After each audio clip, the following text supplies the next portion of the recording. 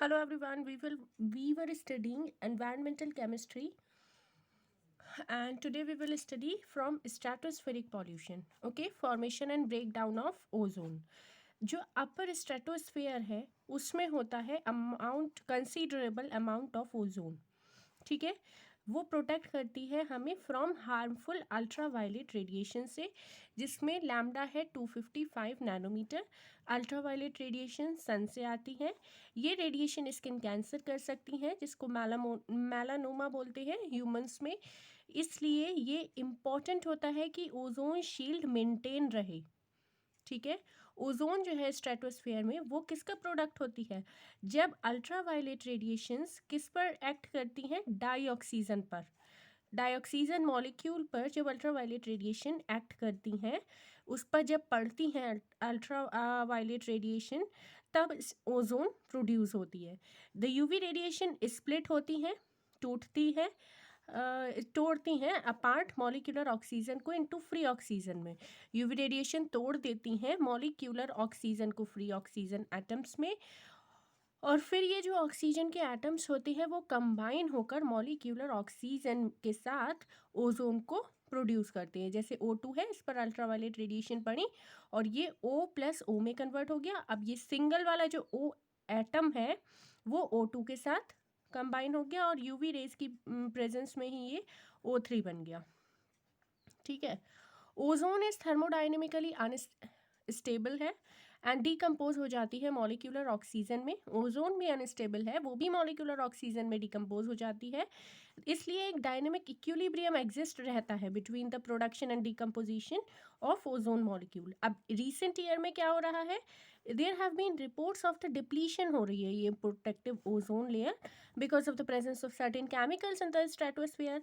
अब जो main reason है ओजोन लेयर के डिप्लीशन का is believe to be the reason of chlorofluorocarbon compounds. ठीक है, CFC कंपाउंड जो है, जिसको हम फ्रेयॉन्स भी बोलते हैं, वो ही मेन रीजन है इसके ब्रेकडाउन का, इसके डिप्लीशन का।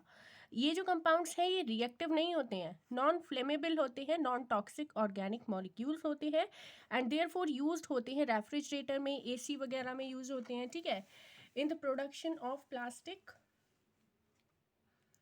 Foam by the electronic industry for cleaning computer parts etc.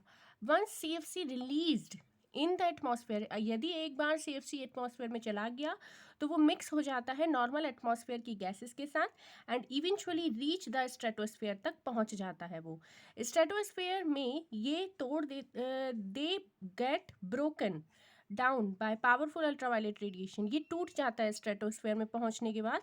किससे टूटता है? अल्ट्रावायलेट रेडिएशन से टूटता है और रिलीज करता है क्लोरीन फ्री रेडिकल को, CF2Cl2। ठीक है, ये इसका केमिकल फॉर्मूला है।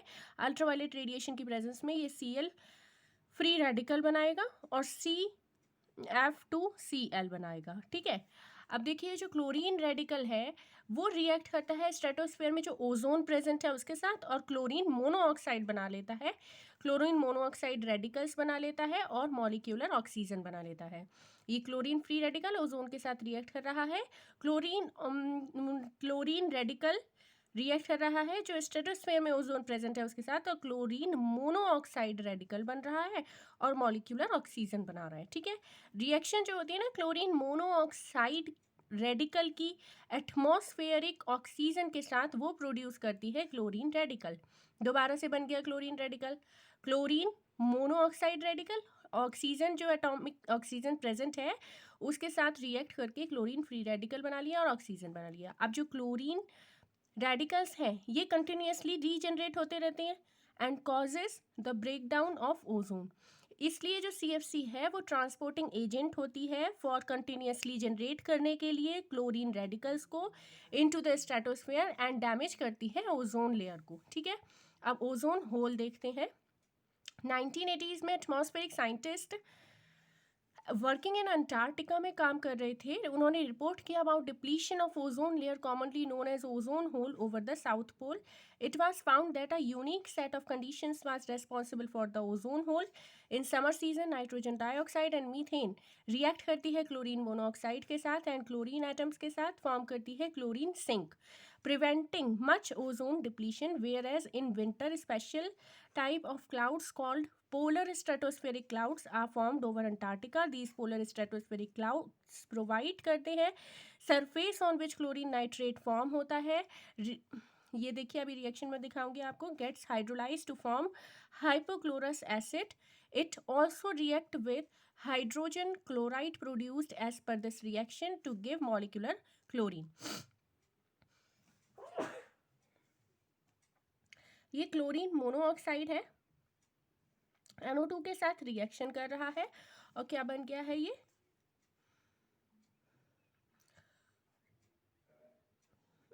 NO2 के साथ रिएक्शन कर रहा है और क्या ये ClONO2 बना लिया है इसने. ठीक है, अब ये Cl जो क्लोरीन का फ्री रेडिकल है ये CH4 के साथ रिएक्शन करके CH3 free radical plus HCl बन गया. ClONO2 plus H2O HOCl HNO3 बन गया. ClONO2 plus HCl Cl2 plus HNO3 बन गया. ठीक है, आगे देखते हैं. When sunlight returns to the Antarctica in the spring, तब सन्स की जो वार्मथ है वो ब्रेक अप द क्लाउड्स को तोड़ देती है. And HOCl and Cl2 are photolysed by sunlight as given in this reaction.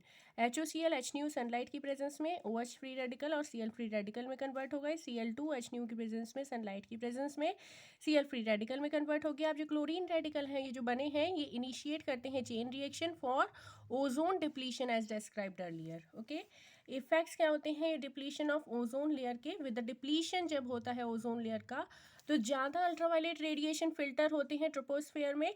Ultraviolet radiation जो है वो एजिंग कर देते हैं स्किन को, कैटरेक्ट करते हैं, sunburn, skin cancer, killing of many phytoplanktons, damage to fish productivity, etc. It has also been reported that plant protein get easily affected by ultraviolet radiation, which leads to harmful mutation of cell. It also increases evaporation of surface water through the stomata of the leaves and decrease the moisture content of the soil. Increase in ultraviolet radiation damage paints and fibers causing them to fade faster. Okay. Next lecture में हम water pollution से study करेंगे. Okay, if my videos are helpful for you then please subscribe this channel learning point. Thank you.